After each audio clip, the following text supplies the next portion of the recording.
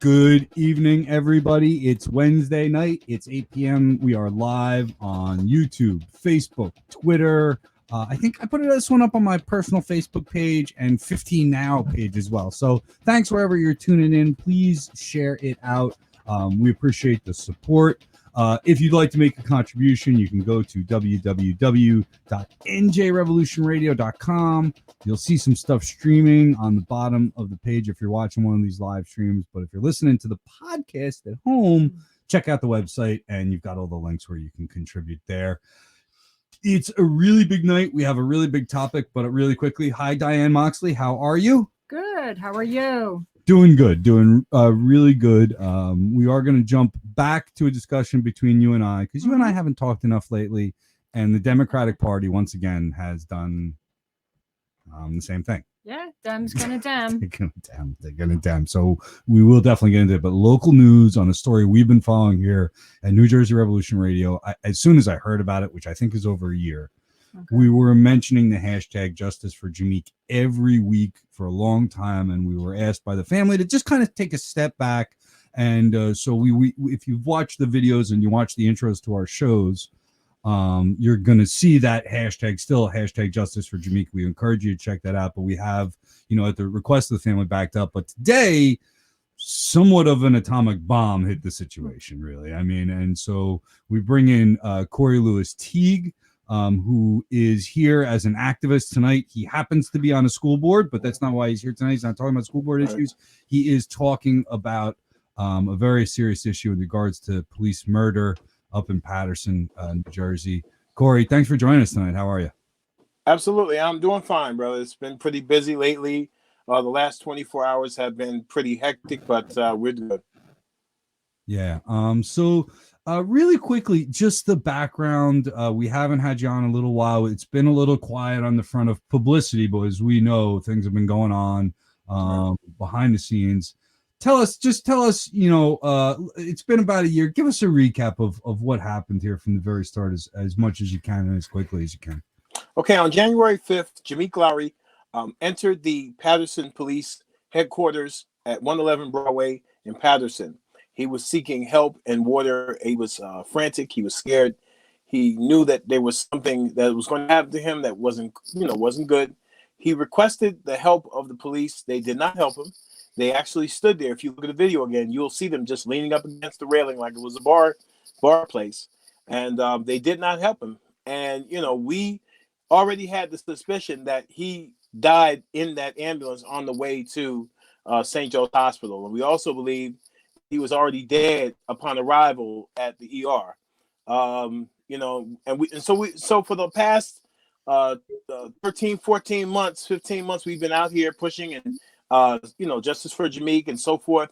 But last night into today, the family pretty much dropped a bombshell on us with an audio of an attorney and some other very important people that pretty much spelled out what we had already known and what we had already came to the conclusion of, that bath salts and whatever drugs they said was in his system was not the cause of his demise. The cause of his demise was pretty much blunt force trauma, what he incurred in the ambulance at the hands of Paterson police officers. So that's where we're at right now. It's crazy. We have that audio here, and it's about 2 minutes long, so I'm going to play it, and then Diane will hop in after this, and hopefully fix that little pause, too, in between. All right? Okay. You have to understand, the lawsuit itself will be challenging the finding by the state medical examiner completely, because they concluded that Jameek died because of cardiac arrest incident to taking bath salts. Dr. Bodden says, no, that could not have happened at all, and that he did not die from that. He died because of the actions of the police. Can I ask you another question? Because I know we spoke briefly before about the situation. I wanted to know, did Dr. Biden find anything in his toxicology reports or anything? I'm sorry, ask me that again. I wanted to know, did Dr. Biden find anything in Jameek's autopsy and his toxicology report? What do you mean by that? As far as any, Find anything? as far as any drugs or bath salts, because you know that's what the state medical examiner said. He died of overdose of ecstasy and bath salts.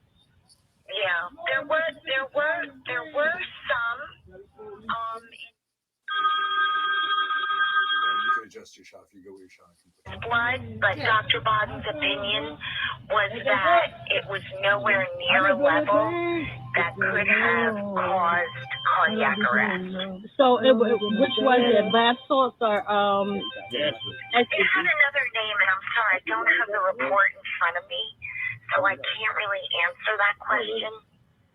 Okay, I'm sorry. I'm just concerned because I feel like charges should be pressed so that this situation can never ever happen to anyone else's son, mother, brother, cousin, anyone ever again.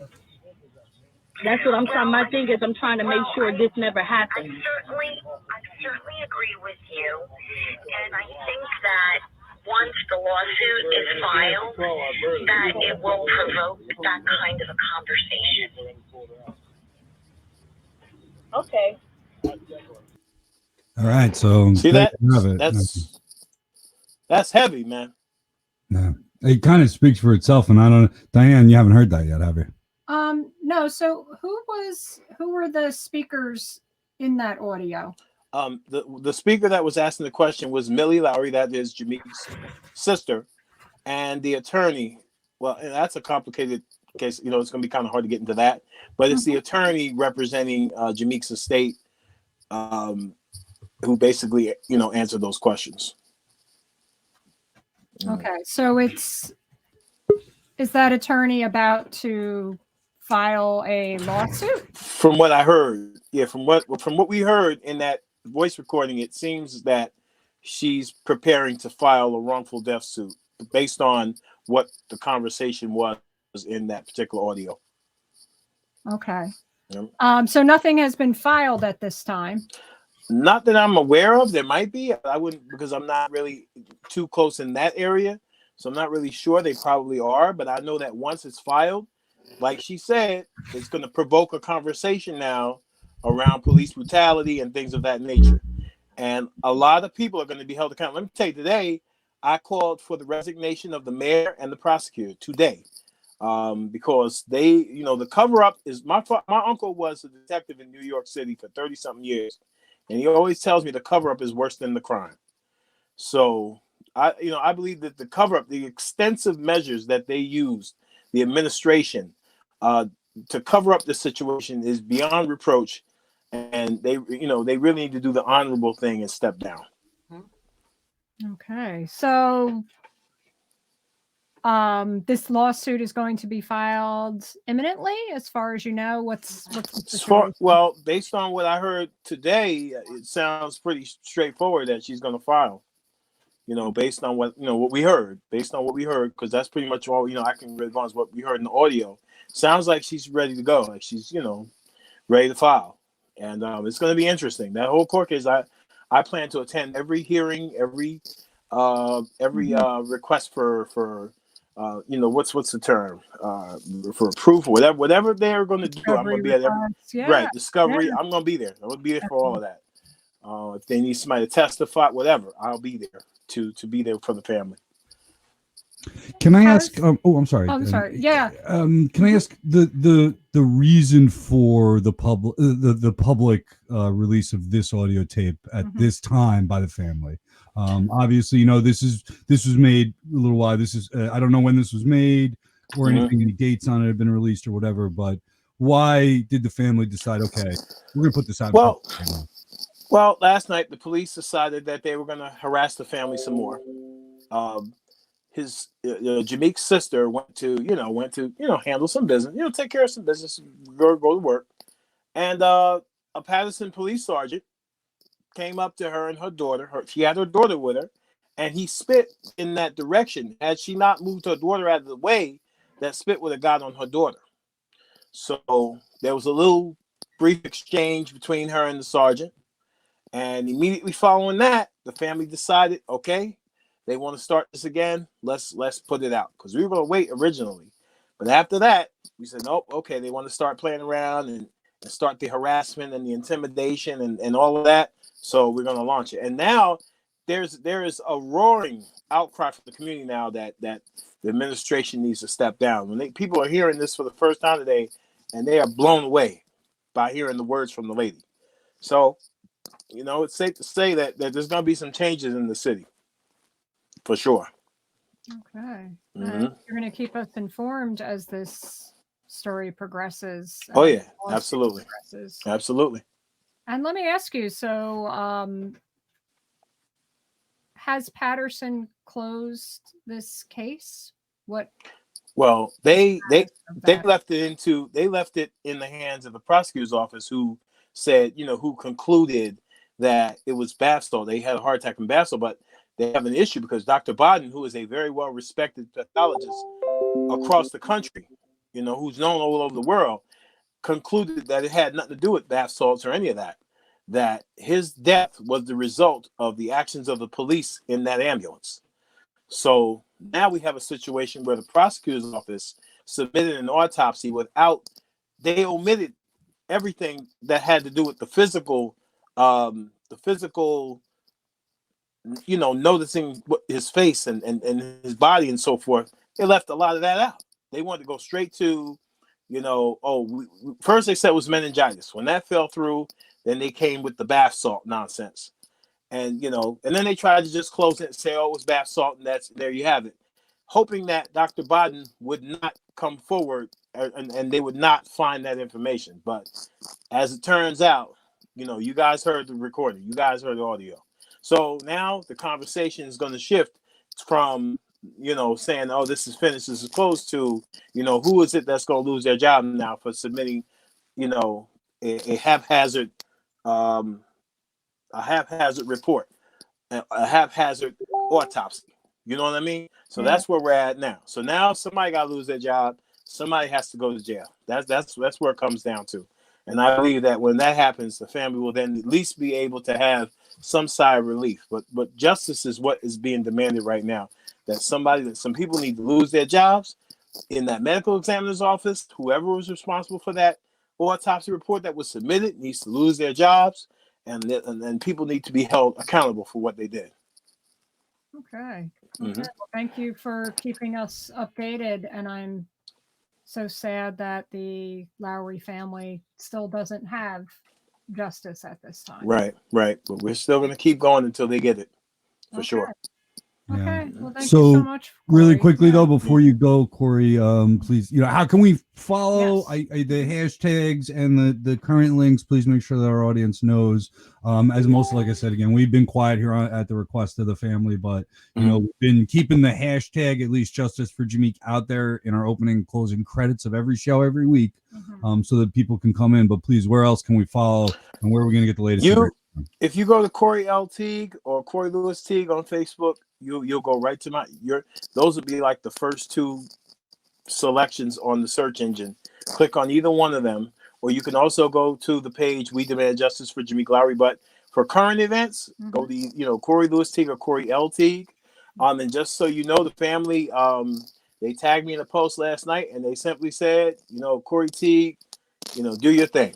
So they gave me free reign now to hone in and to rein in on this police department and the corruption that's going on, and that's exactly what we're gonna do. Okay. Yeah. So I got my computer over here causing noise, so I forgot to turn my mic on and off. I'm trying to have a good professional sounding broadcast and our owners and sponsors proud. Corey, thanks for checking in, man. We'll continue to follow in. You know where to reach us here at New Jersey Revolution Radio if you need to get some out there. Yeah. And our commitment to you and to the family remains the same. When we need to keep our heads heads down, then we keep our heads down. But when you guys feel it's time to reach out and do something publicly, we'll be there and help amplify the voice of the victims in this situation. So thanks again for all your hard work, man. Stay safe up there in that community. Yes, right? absolutely. Yeah. Thank you. Well. Be good. Thank you. Thank you. Corey Lewis Teague, everybody. So thank you very much. For, like everybody, like I said that like we're live still and stuff. I mean, it's kind of I'm used to the live shows, which is coming up soon. So stay tuned, because later in the podcast, we're going to talk a little bit about our next coffee shop show and a little bit about the lineup and topic. But we're not there yet, because we want to delve in from a very, very serious topic. And obviously something that's a tragedy and something we're not going to make any kind of light of, to something that's just silly, which is the Democratic Party. Have you had as much fun watching this dumpster fire as I have, Diane? Because it's been a pleasure. It's been a pleasure. I gotta say. They really don't want to win an election, do they? No, they don't. What did they learn in 2016? Nothing. We've got Diane Claus in studio. Hi, Diane. How are you? Diane. Good. Let's bring you in. Let's add your shot to the stream there. Okay. We're going to take here. There you go, Diane's main shot. There we go. So now we can see everybody in the studio. You can see Diane Claus, of course, from the labor movement. Yes. And a dear old friend of my family's and ours here at New Jersey Revolution Radio has joined us. Did you catch any of this nonsense post, during what? I didn't watch the whole Super Tuesday deal. Yeah. But I've been keeping track prior to that. And I don't know. I don't see anybody standing out to me. I think a lot would depend on who they pick as their running mate, if they even have a chance in hell. Yeah. If the running mate can bring in voters, maybe there's a chance. Yeah. But they got to step up. They can't just keep doing mashed potatoes, you know. Diane number 1A or 1B. I don't want to rank Diane's. It's Diane M and Diane M. There you go. Q, correct? Yep, correct. And you're taking, and I can't wait to hear your take from more of a Green Party perspective. Yeah. So I did see some Facebook chatter regarding it. Like, what do you think from the Green Party perspective is how wonderful this was for the Howie Hawkins campaign is what I saw. It was a great leap forward and a lot of space created for those of us that keep telling you the same shit over and over. Yeah. Democratic Party's a dead end for activists. Dems are going to dem. And I know you also have a good amount of progressive Dem friends. A lot of them are fighting. Love them like the comrades that they are. I love them very much on a personal level. Yeah, absolutely. Very good friends. I know they're really fighting a good fight. They're trying to change hell from within. They're going to fix it from within. The problem is the Democratic Party is fixed, and that's what they're doing here. This is not Biden's first go round in the primaries. Ironically, with South Carolina, I think it was the first state he's ever won in a primary. And it's like you probably saw some of the memes out there where it's like weekend at Bernie's with they have Klobuchar and Buttigieg are kind of holding up the corpse of Biden. So they're resurrecting Biden, and they didn't learn from 2016. The neoliberal, corporate controlled establishment Dem is really what lost them the election in 2016. To be completely fair and honest, I think Biden would do a little better in the Rust Belt than Hillary, which is really what did Hillary in. But he's not going to motivate people. I think it's a huge risk on the part of the Democrats to make him be their chosen son. He's the one you can tell, Bloomberg bailed out. We're waiting to see what Elizabeth Warren's going to do. But I just think it's really, really foolish that what we had in 2016 is going to be repeated all over again. So I was trying to give my Bernie-crat friends encouragement. Don't give up.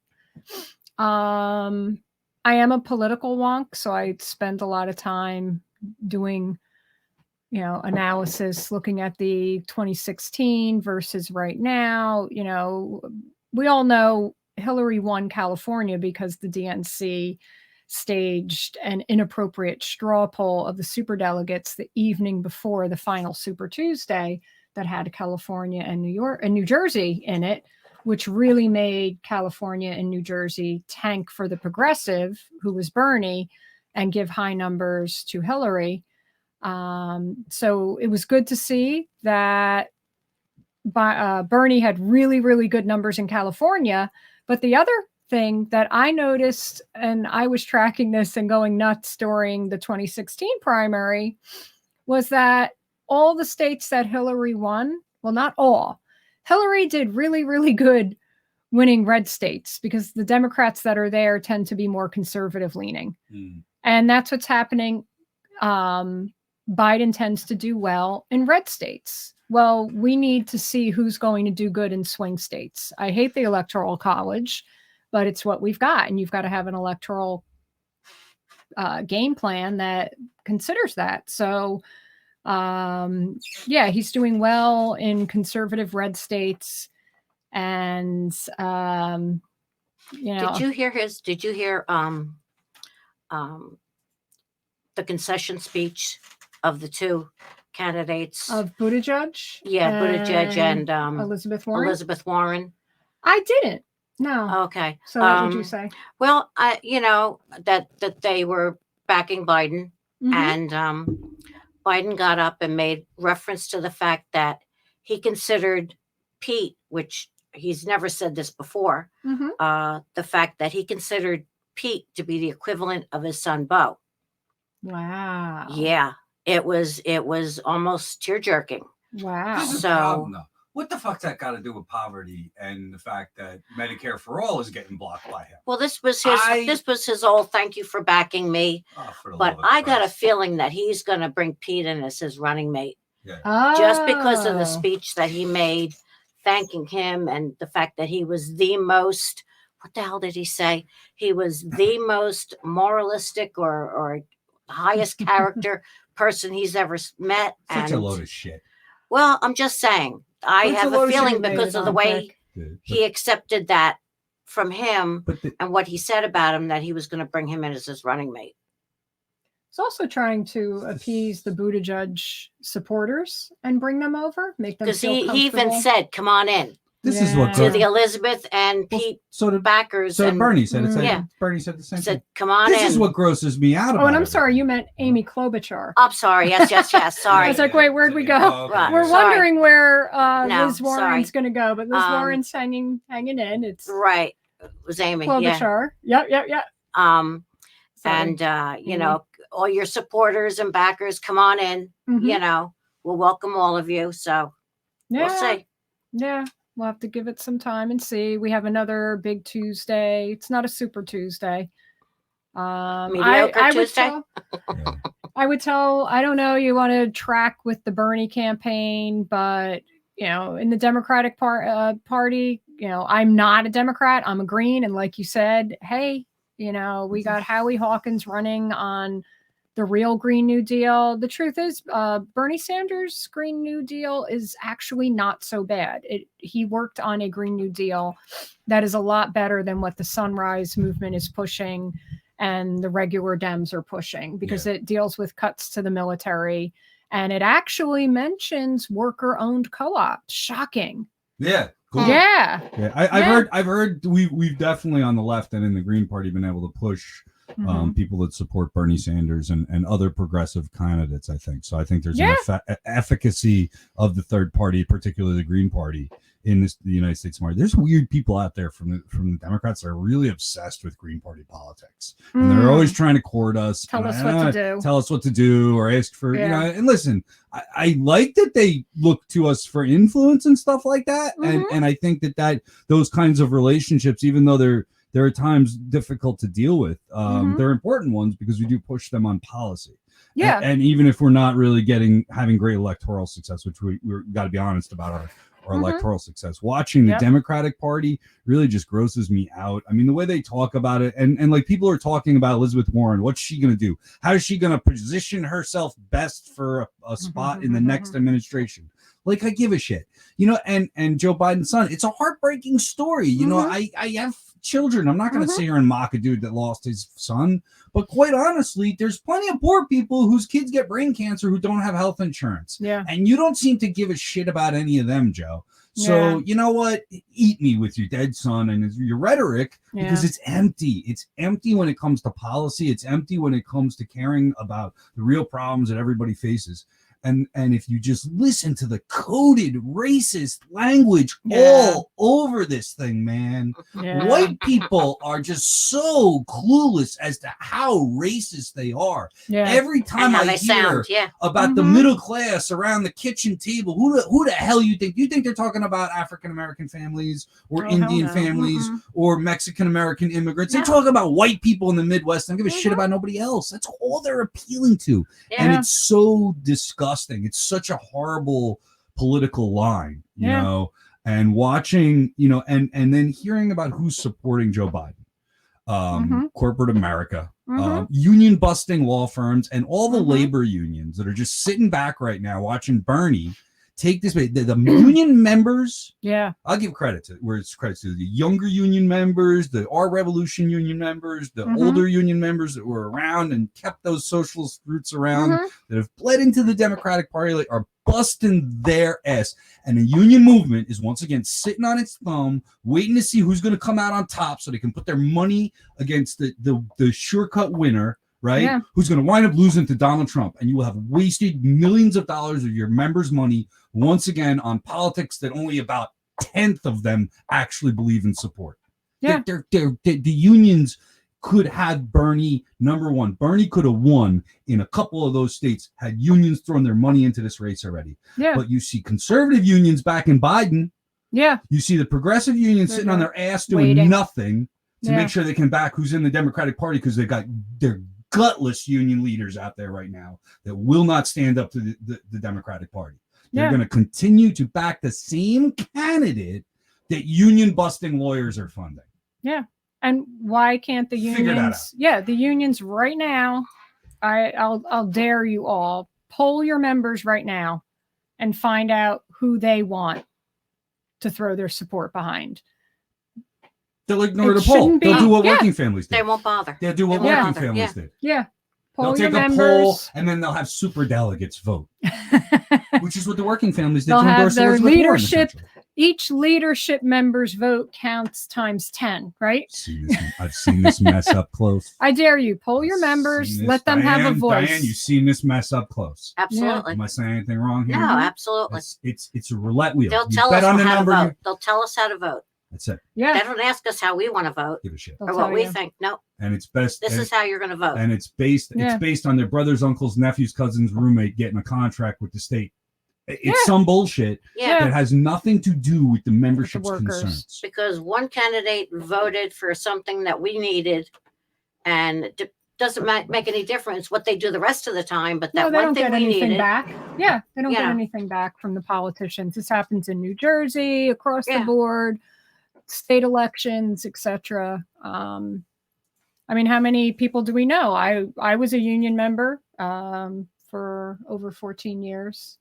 Our leadership would decide for us primarily. Absolutely, yeah. When they think the membership will get behind it, they'll make a show of it leading up to. So if they anticipate, if they can look at their membership and say, all right, we know if we're going to endorse this guy, we ain't going to get a lot of pushback. So let's put out a poll. Let's do a thing. Let's have a show of democracy. When they know or they're scared or something like that, all of a sudden they just come to the membership. We're going to endorse this dude. They don't have consistent practice at these local labor unions, at these state level bodies. It's just a bunch of powerful people figuring out what to do with a bunch of money that ain't theirs. That ain't theirs. And they're throwing it and they're wasting it. And they're wasting it a lot of times on Democratic Party politicians that are doing nothing but cutting our throats. Republicans too. Absolutely. Whatever. Don't matter. They ain't never giving no money to Greens. Money out of the PAC fund. I got to make the exception. Here in New Jersey. Okay. And there have been exceptions. So go ahead. Oh, yeah. Rough general statement of mine. There has been occasions where they've given money to Greens. Oh, Rare ones. Oh, yes. And there have been unions backing Shama Sawant in Seattle and some other socialist alternative races. So and I think that's when union members, I think it's when union members have input that is what happens. We need new voices, more choices. That's it. We're going to try. We're going to bring in Daryle Lamont Jenkins in just a second here. But first, we're going to talk about our show sponsor, our main sponsor for tonight, the August Agency, of course. You can visit them on the web at www.theaugustagency.biz. They do accounting and QuickBooks and independent financial stuff that I don't understand because I'm a communist. So I don't pay attention to capitalist affairs. They help us right here at New Jersey Revolution Radio. We meet with Charlie once a month, goes over our books, explains to me that I'm spending too much money, and then I do the same thing over again the next month. But we're growing and we're expanding and we're keeping an eye on it. We're making sure we're budgeting properly. And Charlie makes sure that that the money that we do spend is appropriate, along with my partner Heather. So I want again, and his thanks for that. Plus, he sponsors our show. He goes, he's an activist. This guy's a comrade. Call him up at 201-895-7227. Again, that's 201-895-7227. TheAugustAgency.biz. Check them out. I want to mention 360 Poetry Night in March 21st in Newark, Words and Wellness, talking about the healing power of poetry, as well as some products and some vendors and things out of the Newark and Newark areas that can help you out. We are looking for show sponsors for that as well. So hit us up. You can hit up 360 Poetry Night directly. Justice was on the show last week. He's fun. He's fun, isn't he? Yeah, he's a great We should have guy. stuck around after that interview. We jammed out, man. Cool. We hung out in the studio. I plugged in some music like this, but we had some hip hop beats and some smooth rhythm, and he was just kind of freestyling on it. My cackle is in the background of the entire recording, so it'll never be made public. It'll never be made public. We can't do that. We can't do that. Okay, so our next guest. There you go. There he is. So, do we have any more? Margaret Kimberly's book? Yes. One more time before we bring Daryle Lamont Jenkins in the studio. Always. Margaret Kimberly. This book can be purchased wherever you purchase your books online. I know it's in some of our better bookstores that are more activist leaning, but you can get this book pretty much wherever you order your books. And the name of the book is Prejudential: Black America and the Presidents. It's a must read. I highly recommend it. It's broken down into 45 sections, one section for every single president. You're going to learn things that we do not learn in history, unfortunately, in our history classes way back in the day. And I know our children even today are things that they're not learning. So buy it for a young person, buy it for yourself. Stack up a bunch of them and give them out as gifts. Christmas is coming. Absolutely. Christmas is always coming. Exactly. So again, Prejudential: Black America and the Presidents, Margaret Kimberly. Daryle Lamont Jenkins is in studio. Daryle, how you doing, man? I'm doing well. How about yourselves? Where the hell did you go? Oh, there I am. No, I'm good. I'm back. I clicked on the wrong thing. Oh no, can you see us, Daryle? Yeah, we're good. I can see you, but Brian decided to leave. I'm messing around over He here. is, yeah. You want to move the camera, Brian? No. Brother. No. Move the camera. Move the camera. Come on. We're good. Okay. We're good. We're back to normal. Okay. Conduct. good. What's Good. normal Oh, at good Lord. NJRR? Yeah, there's nothing normal about Man, NJRR. if I told you, literally 7:52 or so, I had everything set up. I did all my sound check. Everything was great. I went up, I ate dinner. We're in my basement on my home here. And I went up, ate dinner, came down at 7:52. Something blew out up top. All the lights in the studio were out. I got it all set up and fixed in like 6 minutes. That's why we were a few minutes late tonight. So it continues to be, what it is here at New Jersey. A work in Revolution. progress. A work in progress. But we made it to the live stream and we got to you, brother. Nice to see you again. Yeah. Same here. A lot of Same here. words. Yep. So for some of our viewers who may not know who our guest is this evening, Daryle Lamont Jenkins works with his project, the One People's Project, IDAVOX. Yep. And I always love to say that we have an Oscar winner amongst us as a producer of the short Skins, right? Which is also Skin. You can, And you can see it on YouTube if you type in Skin, a short film by Guy Nativ, Okay. and you'll like it. You'll like it a lot. Okay. And there was also a full-length feature movie made in which you are a character, Also called Skin. also called Skin. Yes. And is that out right now? Is it on DVD? It's What's actually going on Blu-ray now. Is actually on what? It's actually on Blu-ray now. I know Okay. you can see it on Amazon Prime. I think it's some other outlets as well. I'm not really sure off the top of my head, but definitely you can check it out. Check it out online on demand. It's out there. It's been out there for about a year or so. It stars Jamie Bell as Brian Widener, a person I helped get out of the white power scene. That was actually him in that movie poster that I just showed you. Okay. And Danielle McDonald, Vera Farmiga, Bill Camp, Mike Coulter, who played Luke Cage and is currently in the show Evil, plays me. Excellent. So it's a good movie. Okay. Makes you smile. So check it out. And for folks that don't know, all of these projects that you work on and the movies you've been involved with are, in a nutshell, about fighting fascists, right? Right. Fighting Yeah, I Nazis. should bring up the one behind me too, called Alt-Right Age of Rage. Yes. And yes, that's on Netflix now. It's a documentary that was originally supposed to be about this guy's first year, but there it is. Yes. And the Orange Man. yeah, and but because of the people like the ones who published that little magazine I just showed you, it took a shift from Trump to basically a documentary about fighting fascism, particularly in the streets of Charlottesville. So it's a really good documentary. It has messed up a few people, so yeah, but it's intense. But it's definitely a must see. It's a must see. It's intense, but it is a must see. Absolutely. And something to learn from. Something to if you want to use it as a teaching aid, it would be really good to just take a look at the film and see what you can talk to your neighbors and your community about. Absolutely. So, what is going on now? What projects are you working on, and where have you been, and where are you going? Oh, there's been a lot of stuff going on.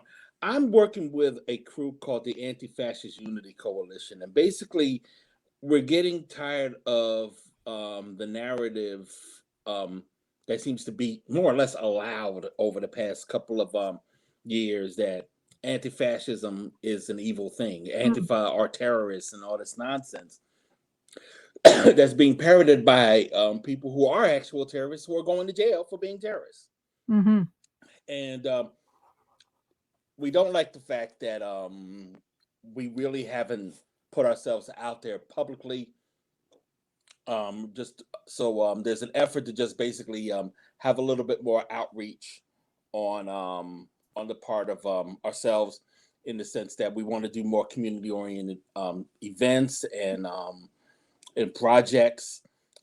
We're going to be a little bit more assertive in confronting fascist events, racist events, like the one that's going to be taking place in April in Ulysses, Pennsylvania. The National Socialist Movement is going to be holding a conference there in April. So we're letting people know about that. And we're really, really, really, really, really trying to get people to endorse and show up at the Actions Against the American Renaissance Conference that will be taking place in May 29th through the 31st in a state park called Montgomery Bell State Park. Is in Burns, Tennessee. It's 45 minutes outside of Nashville. And they've been holding conferences there for, I would say, the past 8 years. And the folks in Tennessee have been trying to basically get a handle on it, and they really do need our support and the support of anybody who really is concerned about the climate that we have in this day and age. We're also concerned in particular about two things in regards to that conference. One, there are going to be two people that are going to be coming from Europe that probably shouldn't be in the States. One guy is Renard Camus. He's from France. And if you're familiar with the shootings at the mosque in New Zealand, the shootings in New Zealand, Christchurch. Yes. It was inspired by something called the Great Replacement. Renard Camus wrote The Great Replacement, and he is coming to the States to speak in Nashville, or rather in this park at this conference. And we're letting him in. Are we? Are we? So maybe we should start talking about that to some of our officials who can keep that from happening. Yeah. The other guy, his name is rather hard to pronounce, but he's Belgian. Langerhove, I think is the way you pronounce it, and he is a Belgian member of parliament, but he's in trouble on hate crime, and he's actually being charged with hate crimes and weapons. He's facing that in his country. Now you're talking about somebody who's looking at now you're talking about criminal activity that he has to face up to. Yeah. And he's coming to the States. Wow. So we have these two individuals that really have no business coming to the States. And we probably should be talking to as many people as we can to try to keep that from happening, number one. Yeah. And basically, like I said, we have to be out there.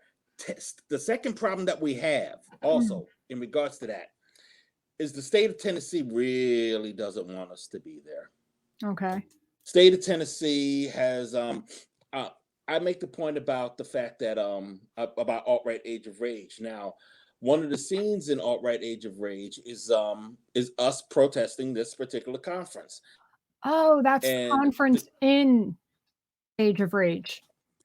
Right. It is that conference. Okay. Well, after this documentary came out, they started fortifying the area so that we won't be able to get as close to the building as we were once able to do. Okay. The reason why is because they're more or less afraid of what we will do to them. Never mind the fact that there has never really been any incidents until after, as we've seen in the documentary, one of their people decided to pick a fight with some of us and got into it. The thing about this particular area is that about this particular venue is that it's in a public area. They've been getting kicked out of one hotel after another, so they decided that instead of trying to go to a private venue, they'll go to one that was publicly owned. Now, that means if it's publicly owned, it's open to the public. And that was one of the things that made it hard for people to they can have their conference, but we can be in that building. We can be around that building. There's nothing they can do to stop us from doing that, or so we thought. Since 2017, they decided to basically keep everybody away from that building while the conferences are taking place. And that doesn't just mean us as people who are opposing them. That means anybody who was coming to the park to basically enjoy it with their families or what have you. And then that's where it really sucks. Now you're telling us, the state of Tennessee is telling us that they have to accommodate neo-Nazis that are plotting to do all kinds of weird crap.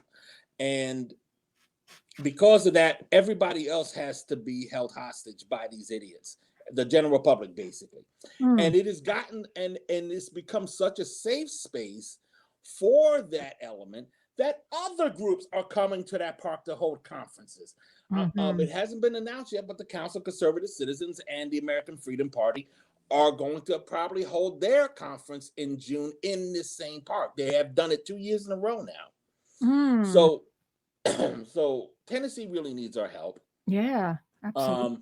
People are going to be coming from all over the state to demonstrate against this, but they want people from all over the country.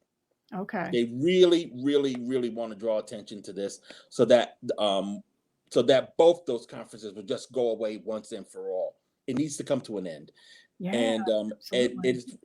it's always bothered me that everyone outside of the state of Tennessee has not been watching this as it's been taking place. We need people to be involved. It's time to we've seen how bad things have gotten in this political climate. Well, a lot of what this political climate is comes from the people that go to these conferences, directly from the people that go to these conferences. It is in our interests to take them on when they come together, and make sure that whatever it is that they have planned, those plans will be squashed by our vigilance and our determination to make sure that none of the crap that they have been about for the past 4 years ever takes hold ever again in this country or in this society. So be out there on the 29th to the 31st of May. If you need more information, I was just going to ask. just hit me up, dlj@onepeoplesproject.com. You can also hit up Beth at dangerousideascollective.org. We're going to have a Zoom conference on the 12th at 8:30 EST. Oh, Daryl's zooming now. You love these Zooms now, man. Somebody got him hooked on the Zoom conference. He knows how to manage now, man. Okay. Oh, yeah. I'm and the Zoom conference is on March 12th? Yes, at 8:30. Okay. We will get you all the information you need on that. Okay. It's going to be a conference that's open to the public, but if some jerk offs show up, we will bounce you. So don't worry about that. Okay. Okay, good. So by the way, while we're looking at the website, remember there's that donate button. We need that too. There you go. There's a donate button there. I just showed off, if you're watching on the live stream, just showed off www.onepeoplesproject.com. And you can go there, you can donate there, or you can go to idavox.com. That's the news arm of Daryl's One People's Project nonprofit. So he's got two places you can go to get your news, make a donation, check out the history of One People's Project. 20-year anniversary this year. I see a little logo on July 4th, 2020 is going to be our 20th anniversary. I think there's a lot of stuff that we've been trying to we're getting involved with, and we're trying to make sure that we're out there. We're going to be doing something in October as well. Actually, today, May 9th, is John Brown's 220th birthday. Wow. That's what day? So today's October 2nd. So that's Nat Turner's 220th birthday. I'm sorry, what was the last thing you said? Nat Turner's 220th birthday is going to be on October 2nd. So there you go. Both John Brown and Nat Turner would have been 220 years old today. Wow. I mean, 220 years old this year. But the anniversary that we're really focusing on is the raid on Harper's Ferry. Okay. This year, it falls on a weekend, and we want to do events surrounding that. We actually want to do an anti-fascist march in October of that weekend, a national march, because this will be, and if anybody's familiar with anti-fascist work knows exactly what I mean when I do this number, it's the 161st anniversary of the raid on Harper's Ferry.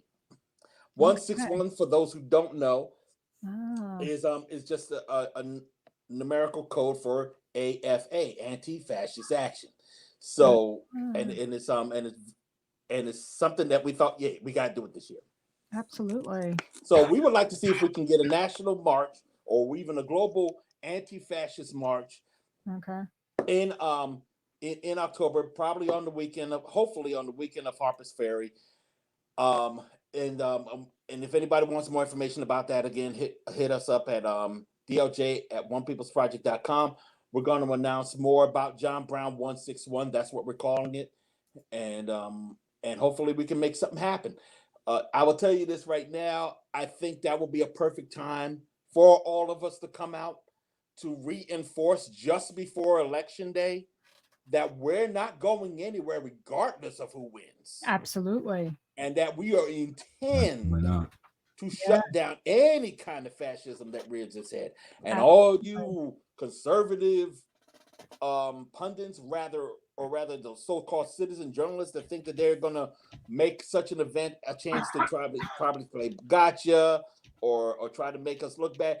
You can't make us look bad when you're who you are. Or absolutely. So, and you're no matter standing how up to much hate. they try, Yeah.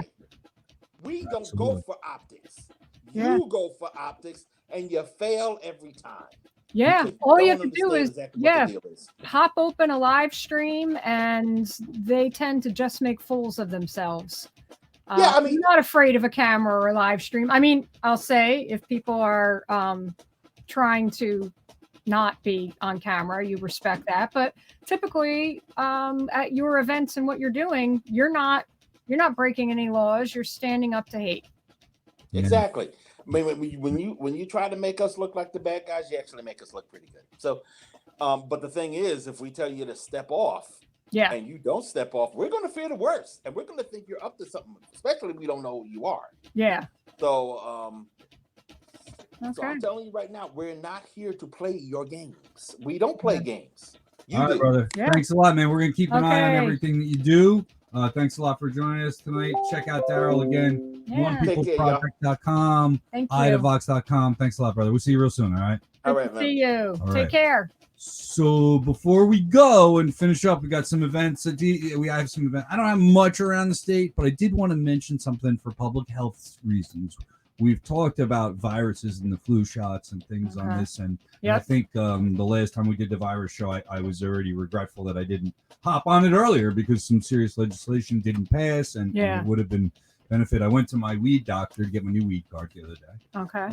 And she's an all-around wellness doctor, holistic doctor. Really, I really appreciate her voice, and I bring up basically my late part of my activism is whenever I run into a healthcare professional, I tell them about the legislation. A lot of them don't know. I went down and talked to my pharmacist picking up my drugs, and they were like, I told them about this, and they were like, what? Like, why wouldn't they pass that? Like, who's saying this? And I'm like, no, there's like a large anti-vax movement that needs to be addressed and countered by healthcare professionals, right? Yeah. And so I spoke with, and I just brought it. So I bring it up to everybody. Brought it up to my weed doctor. I didn't ask her to mention her name, so I won't. But I love her, and if I ask her, next time I will mention who it is. But she said this coronavirus isn't as serious as everybody's making it out to be, but it's going to be worse than everybody thinks it is. And the reason is very simple. She said people that are 80 and over, people that have high blood pressure and heart problems, all that stuff are very susceptible. Respiratory illnesses. Everybody else, for the majority of you, that's what it attacks. you get treated, and you're most likely going to okay. The problem is that our healthcare system is completely overwhelmed. And that all you selfish people who are able to get a flu shot, whose doctors tell them to get a flu shot, but don't get a flu shot because of some yoga teacher or a crystal bearing person, or because you smoke weed or something, you're doing everybody a disservice because you're flooding hospitals and emergency rooms. And you're taking up doctor space. And our healthcare system is already collapsing. Good job, capitalism. And as this coronavirus hits and spreads, if this or another disease hits and spreads, it's not so much about that itself. It's that adding to an already overburdened healthcare system makes it worse. Vulnerable. You have people dying online trying to get medicine that should be readily available that can easily save your life. That's the consequences of anti-vax. But they don't even test for it. They've got no testing facilities for it. I think there's only 2 for the coronavirus. Yeah. I have my own coronavirus plan, and that would be we need free testing clinics distributed, especially right now. We know where where the hot zones are. Get those clinics, test people so people can get the care they need. I also think we should have emergency funds diverted from the military budget and put to our hourly service workers who only get paid if they work. So we can have an emergency fund so that service workers who have been tested can stay home, take care of their health so they don't develop deadly respiratory infections that can come along with this. Sure, like you they're said, the first line of people defense. Yes. And we have childcare workers who, if they don't work, don't get paid. We got people in nursing homes who are taking care of your parents. And if they don't come in, they don't get paid. Restaurant workers, service workers who are some of the direct people who are going to easily spread this. So, and of course, we need expanded and improved Medicare for all. And we need sick leave for everyone, right? Yeah. So that's Diane's healthcare plan. Is And that Diane's emergency coronavirus health. And wash your hands. Get the flu shot and wash your hands a lot. 4 days, I'm days done. off isn't going to work. I'm done. Yep. Events. We got Events anything coming up? quickly. What do we I got got, coming up? yep. Anything? Go ahead. March 7th is a live stream event for it's called International Working Women's Day this weekend. So on March 7th, marchonpentagon.org, which also has March on the Pentagon Facebook page, there is a live stream event. That's this Saturday from 1 to 4 with wonderful women who are activists fighting these fights every day, such as Cindy Sheehan, our very own Madeline Hoffman, myself, Lisa Davis from the Black is Back Coalition. I love Lisa. Yeah. I see her on Facebook Live. I know her. I wouldn't say we talked a lot, but I've known her. She's from, is she a pop member? She I'm is. thinking of the same person, right? Yep. I've seen her Facebook. So I admire her very much. So tune in. So we're going to have everything's going to be geared towards anti-imperialism, but we're going to talk about how it affects many different movements and talk to many different activists. So tune in.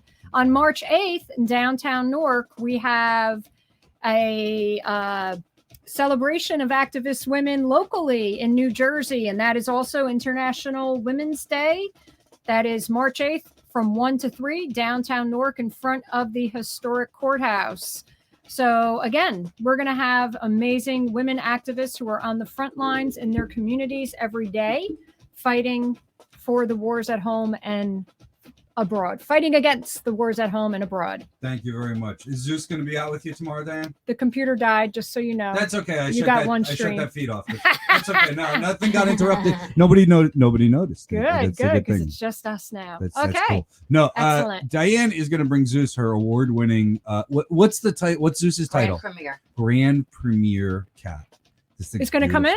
She asked if she could bring it in. I was like, hell yeah, you can bring in your cat. Like, that's I love awesome. cats. So next time Diane's in studio, she's going to bring the Grand Premier cat. Okay. But Fancy cat. right, oh, it's a beautiful cat. What kind is it's a He's an exotic, exotic which is a short-haired Persian. short-haired Persian? They're beautiful. It's a Okay. beautiful cat. He's Okay. a Halloween cat. He's black with copper eyes. Okay. Beautiful cat. So you're going to see Zeus here on the show at some point. We're going to take Excellent. next week off. I'm tired. I'm very Okay. tired. Okay. I'm going to take some time off. We're going to relax. We're going to recharge. Yep. But on the 18th, right? So that's going to be March my math says 18th. March 18th. We are Mhm. going to come at you again from the Coffee House live in Edison, Amboy Avenue. We get there around 7:00 and we start hanging out. And we drink coffee and we talk politics and we kind of get the show ready for about a little while. And then we go live.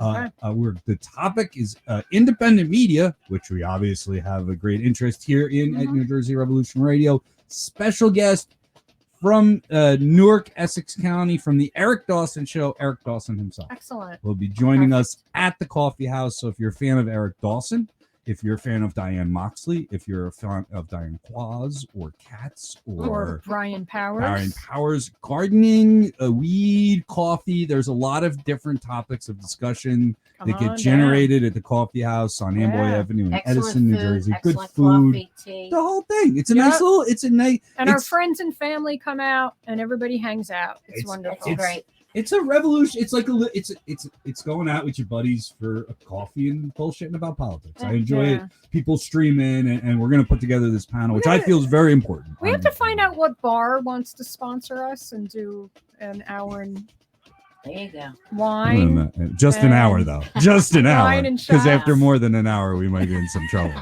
I'll I'm do just the saying, wine, you'll do the shots. Trying to do some kind. Like I keep trying to up the professionalism around here. And then Diane's We like, keep getting high and alcohol. drunk. Yes, It's not let's maybe. go. I don't know. I'm game. I like the way things are rolling out right now. No, Things it are- is great. The coffee house is The great. Coffee House is great. Yeah. The things are rolling out. If you got a bar or something that wants a sponsor, though, if you're out there and you're listening, you have a small business or something that's qualifying sponsor, hook us up. We'll Yeah. come out and do a show. And the coffee you know, house Yeah. has CBD products CBD too. products, Yes. the whole thing. You know, they've got a designated smoking area outside. We encourage, you know, it's fine if you're a legal patient to come out and respect the law and consume your medicine. Mhm. You know, and it's just a good night out, and we'd love to do it more. So if you're interested in sponsoring, if you're interested in supporting New Jersey Revolution Radio, go to our website. We are producing a movie called A Journey to Me. We need sponsors for this show. We need sponsors for Wine, Women, and Revolution. Yeah. We need all kinds of things from people who have some resources to help us out with. Your donations make an impact immediately. They either go into funding the operation, and everybody knows I'm supposed to be going back to work pretty soon. I hope soon. I can't say that I'm going back right away, But soon. but soon. And who's going to do all this work in here? I'll tell you who's going to do it is staff, and that means you all got to chip in a few dollars so we can pay people a decent wage to come in here. Yeah. Manage this, put this show together, produce it, write the emails, get the cameras ready, do the Yep. post-production. It's a ton of work here at New Jersey Revolution Radio. But you're making it happen out there. You are contributing. The contributions are going up. We freaked out towards the end of last month. We almost didn't make our goal. So I sent out some PMs to some comrades. If you're one of those comrades that gave anywhere from $10 to $50, thank you very much. You Thank helped us you. meet our goal. We Yeah. made it a couple of dollars over. I don't want to Okay. freak out towards the end of this month. So Give now. give now. Give your whatever you got, $10, $50. Make a monthly contribution. I don't have to freak out at all then. Save Yeah. your stress. Yeah. Help us out. We appreciate it. Thank you very much. Okay. Until next Wednesday at 8 p.m. on Facebook, Twitter. Not next see, I didn't Wednesday. Not get through next it. Wednesday. Not next Wednesday. After. Wednesday the 18th from the Coffee House in Medicine Yep. and on Facebook and Twitter and everywhere else in the world. This is Brian Powers, and I'm going to remind all of you that the police can quit their jobs. And this is Diane Moxley reminding you we have events, so I want to see you in the streets. Good night, right?